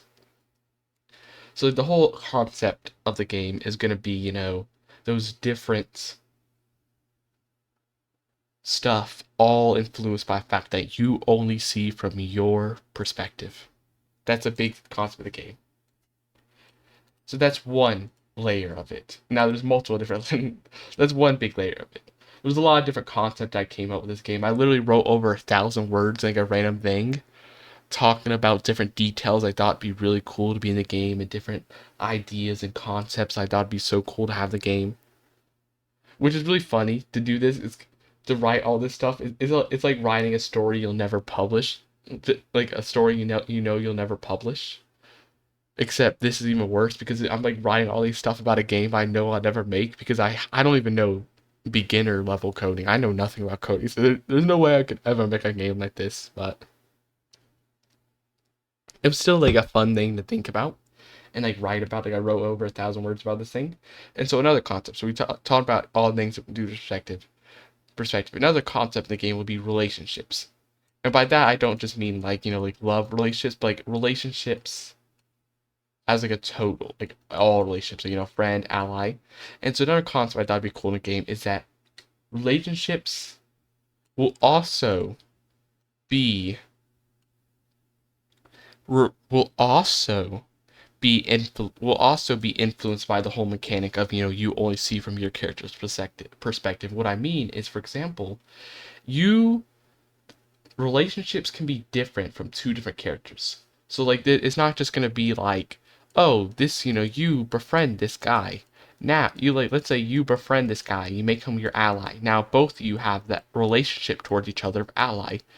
It'll actually be, it won't be that simple. Instead, what it'll be is the relationship you see between that two characters have, between each other, is different based on their perspective.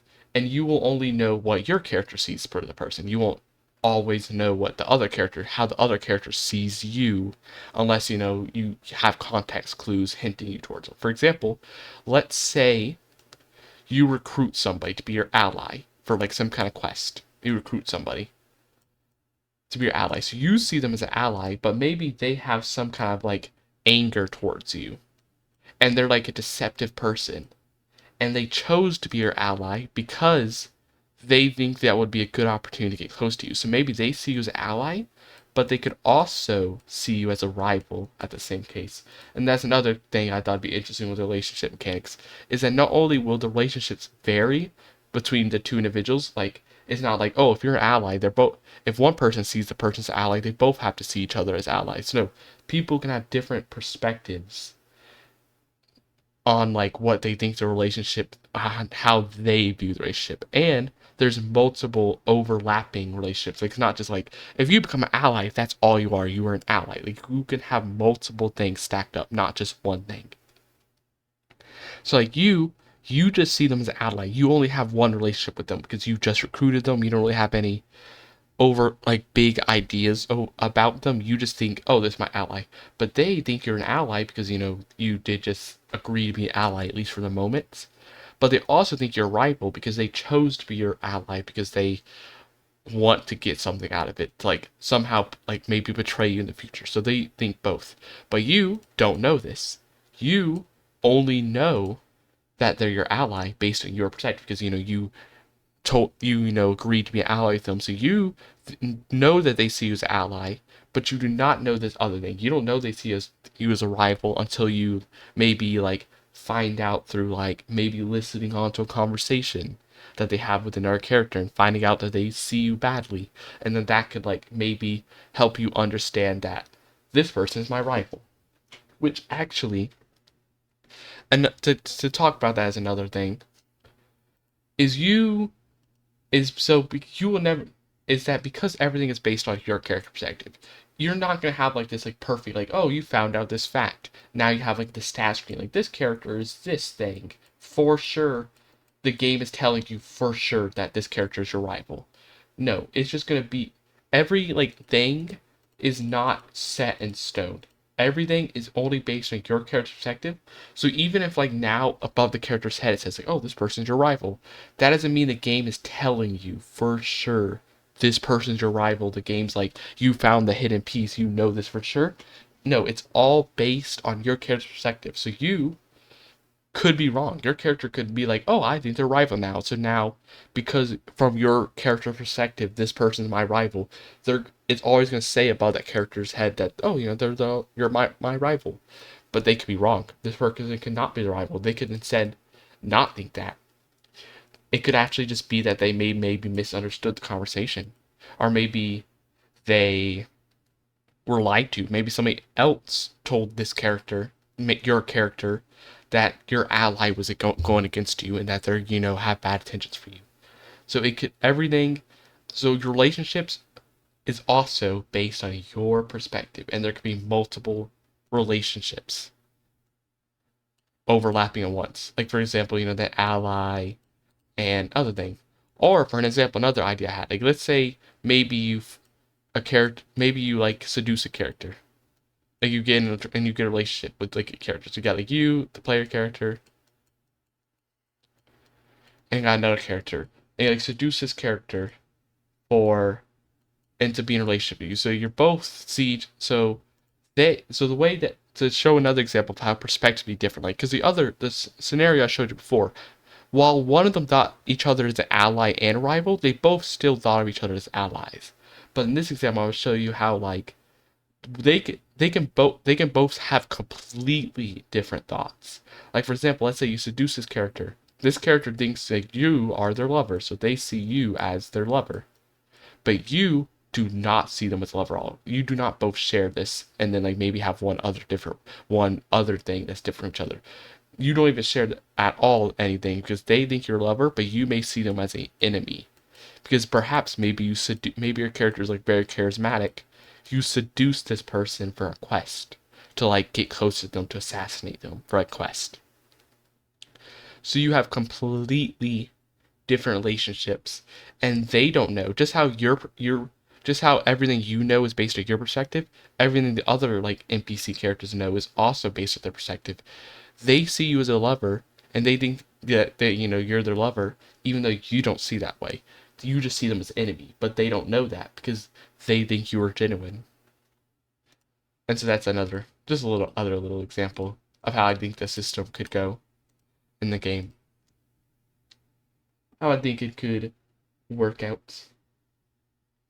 Now, what was the other thing? I gotta think about this. I'm trying to like recall all the stuff I wrote when I was like coming up all these ideas randomly one night.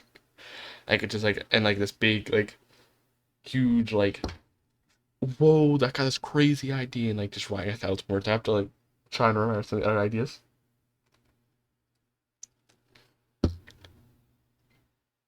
Well, I guess another idea I had was kind of like the game could maybe have like a body system. Like remember how I mentioned like a character can maybe lose an eye and then that mess up half your screen because everything's from you're seeing from that character perspective. So if they missing an eye, you can't see half the screen. But that would essentially the tie-in there. The way that work is because the way that happened, the way that, you could lose an eye is because there'd be like a whole body system simulated in the game. Let me like try to draw like a person. Like, you have like a like a little hand. I don't know. Like, I'm trying to draw like a hand, but you would have like a body system. This is very crude drawing. You have like a body system, kind of like similar to like in other games you may see like RimWorld or just like any other game that has like a simulate all different parts bodies, and you could lose these body parts or have them like get messed up in some way. Example, you could lose your eye, that would mess you up. You can't see out the screen, or maybe you lose an ear, or maybe you lose both ears, or like somehow get diseased and get some kind of disease. You lose both ears, you can no longer hear. So like if you're hiding in a building and you can't see what's happening outside, you also you will be completely blind to the outside world because you can't see nor can you hear if you lose both your ears. Or let's say like you lose an arm. If that happens, now you maybe like you can't use certain weapons like double-handed weapons, or maybe like you can't hold two things at once, or maybe you can't carry as well, or do certain just any action that requires like double hands. You will do that, or maybe you lose that leg and now you can't prop walk. You can't walk unless you get some kind of like helping tool. Or maybe you lose a leg and now you need like a cane. Or not cane, but you need like a crutch. You need like a crutch. You need like some kind of like crutch to help you. Or like a wheelchair to help you out because you lost like a leg. But the other side, on the other, like the flip side of that, is you could get like mutations, or maybe either like mutations or maybe like implants. Like, for example, maybe you lose an arm, but you replace it with like this super mechanical arm that like maybe makes you do more damages with, maybe makes you do more melee damage, or maybe like it won't break as easily because like this strong metal arm. But you could also maybe get like similar to like a Rimworld style, maybe get like a little like peg arm, like a little like wooden arm that's like not as good. Like it still functions for like restoring some of your functions where like now maybe you could like stay now you can maybe like push two-handed objects now, but you still can't like, maybe like, pick up two-handed objects because it's not like a proper good full arm like it's wooden replacement. Or like maybe you like get a leg and you replace it with like a little wooden thing. Like you can now walk without like a crutch or anything, but you can't run because it's not like a full leg replacement. But but besides like replace just like replacing what you lost, there could also be like beyond replacing what you lost. Like maybe you get like a maybe you get maybe you get a let me try drawing the person back in. Like maybe you get a what was one of my ideas I had? I gotta think about it for a second. Like maybe you get like a robot eye that can like see through walls. So that'll like counter some of the negatives from like not being able to see. And if you're in like a building, you can't see but outside, maybe you get like some robot eye. Or maybe you get like a upgraded immune system that so you don't get sick as quickly. Like, these like similar ideas to like something in Rimworld in a way, but like in a different like kind of get, but with like a different game system. Like instead of being like a colony builder, it's like a RPG kind of thing. But it also, but instead besides just implants, there could also be like maybe mutations. Like maybe you like some mutation happens, you get a third arm, and because that third arm, now instead of just carrying two objects, like maybe one two-handed object or two one-handed objects, now maybe you can hold like three objects or one two-handed and another like off thing, or maybe you can carry more. You do more damage punching and stuff because now you have a third arm. But you can also maybe get negative mutations, like maybe you get some kind of mutation, you get sick from it. You get like cancer. Or maybe you mutate and like you get some negative thing, like you get something like some kind of like growth blocking your face, you can't see or something. Or maybe like you just get some kind of like you also get some bad body parts gained from the mutation. Or maybe there's magic in this game. That I'm not sure. I'm not. I know I want I guess some kind of level of technology, but magic I don't know. But maybe there's like a magic, and you get transformed. Like maybe you're just like a random little person, but like the magic, you get hit with like magic, and that transforms your legs. Now instead of having a pair of legs, you have like fins. You have like fins, so now you're like a mermaid instead of having legs, and that would like give you a benefit like oh you can swim better, but now you can't walk because you have like mermaid tail. And tying into like that mermaid tail thing, as I mentioned before, like the goblin thing, there'd be different species in this game, and each species would maybe have like different body parts that would have like different effects. Like like the harpy has like wings, and, like talons, and like maybe if they lose one of those wings, if they lose a wing, now they can't fly properly because they're missing a wing. And also, also because like they also may have like even without losing something, they may also still have limitations in comparison to other characters because their body parts are different. Like for example, like maybe the harpy can't hold certain kind of objects because its wings aren't the same as like an arm, like it doesn't have the same level of dexterity because of that. Or as I mentioned before, like maybe the mermaid can't walk and like that, and like you'd have that stuff. And then maybe like different, and like maybe the implants you could get as that creature could be different. Like maybe the harpy, instead of a replacement arm, get a replacement like wing as well. And another aspect I thought of that could be interesting is maybe those implants, similar to like, it could also like cause like negatives, like maybe negatives like with how people see you. Like maybe you get like a mutated third arm, certain people may see you negatively based on their beliefs. They may see you like weirdly if you have like a extra third arm or fourth arm. They may be like, that's we got a mutation. And they'd be like, huh? And like, what's with that?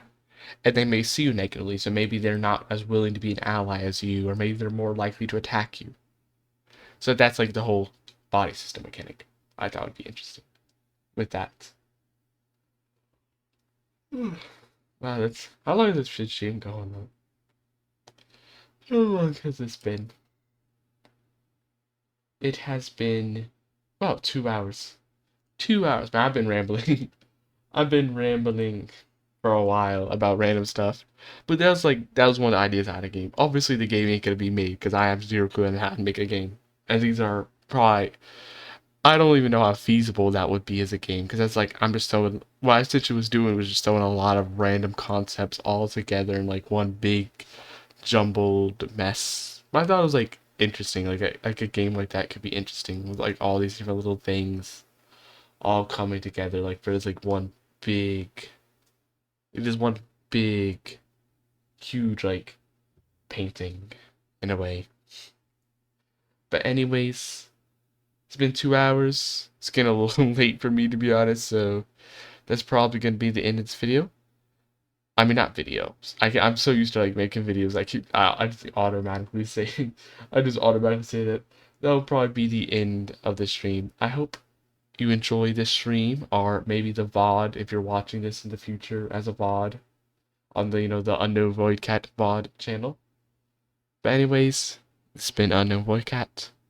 I hope you enjoyed my random talking, my random little drawings of my characters and the weird vulture creatures, the weird vulture creature, my little unknown void cats, and my random game talk, game idea. Anyways, bye. Hope to see you soon. Bye bye.